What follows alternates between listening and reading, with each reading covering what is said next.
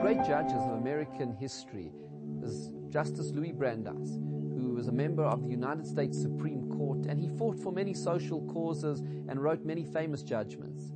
And Justice Brandeis writes about his experiences of spending Shabbat together with his uncle. And Justice Brandeis was enthralled and enchanted by the experiences. He actually quoted one of the great American writers using a phrase, a magnificent phrase, and ever since I've heard this phrase, it has stuck with me, and it really captures so much of the essence of what Shabbat is about: stealing a day out of life to live. And yet there was one part of his Shabbat experience which he couldn't relate to. He writes that he couldn't relate to the restrictions of Shabbat, the fact that there's certain things that we may not do, that halakha prevents us from doing on Shabbat. And I hear people talking about that time and again, that they could relate to the Shabbat project in all of its glory and all of the celebrations and the festivities. But the idea of that there are certain things that we cannot do on Shabbat, that we don't drive in cars and we don't turn on lights and we don't turn on electricity. The fact that we not only don't do them but not allowed to do them, that dimension of the restrictions of the day is also something that people cannot relate to. Let's try and understand what's the philosophy behind these restrictions that actually creates the magic of the day. They don't impede the magic of the experience, they create the experience of Shabbat. And so I think to really understand what this is all about, let's go back to that incredible phrase that Justice Louis Brandeis used to describe Shabbat: stealing a day out of life to live. Because what is living all about? Living is really about connecting to God, connecting to our family, to our friends, to our communities, to ourselves. And what happens in our day-to-day lives, because there's so much that we have to do, we become so busy, there's so many things we have to do to function in order to survive in this world. And the things that we are doing all the time actually distract us and intrude and prevent us from really connecting with our family and friends, with God, with ourselves. And so we need a day where we can't be so busy and do all of those things that interfere. So we have a day which is dedicated purely to living. Here is the beautiful irony. The restrictions of Shabbat are actually liberating. They free us with the ability to really live. And let me give you some real examples. You have a look at the restriction, for example, to drive a car. Now that can look like it infringes on our ability to move around, but actually it frees us, because what it does is it forces us to walk together as family and friends where we can really connect and talk in peace and tranquility instead of just talking into the headrest of a car.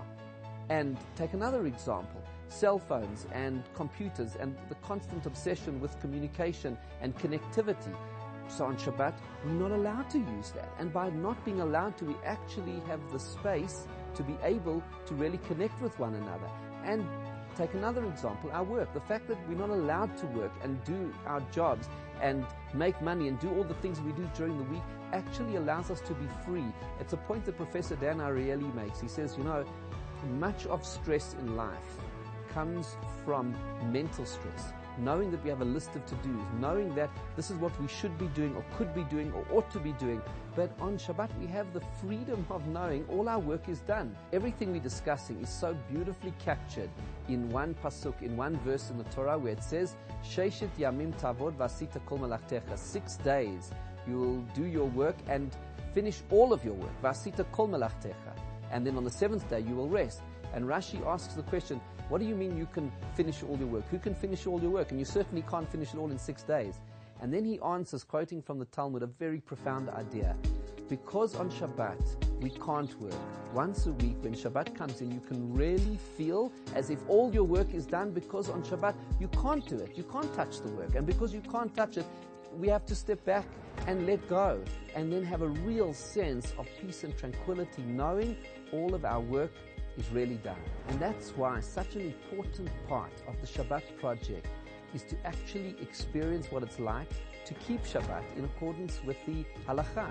And so, of course, it's exciting and inspiring to have a challah bake and a Havdalah concert and a Shabbat meal together with family and friends and community.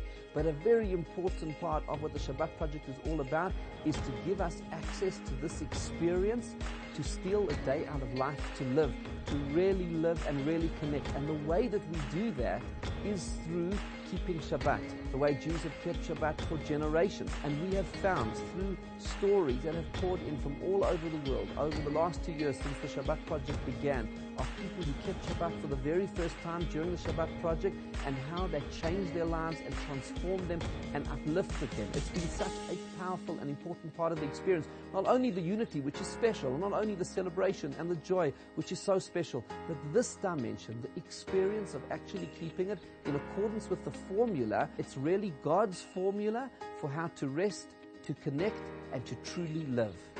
And so, for this year's Shabbat Project, let us join hands with Jews in more than 500 cities across the world, and let us together embark on this exciting journey of keeping a Shabbat together, a true Shabbat experience, the way Jews have kept Shabbat for thousands of years and across all the generations. Let's keep it together.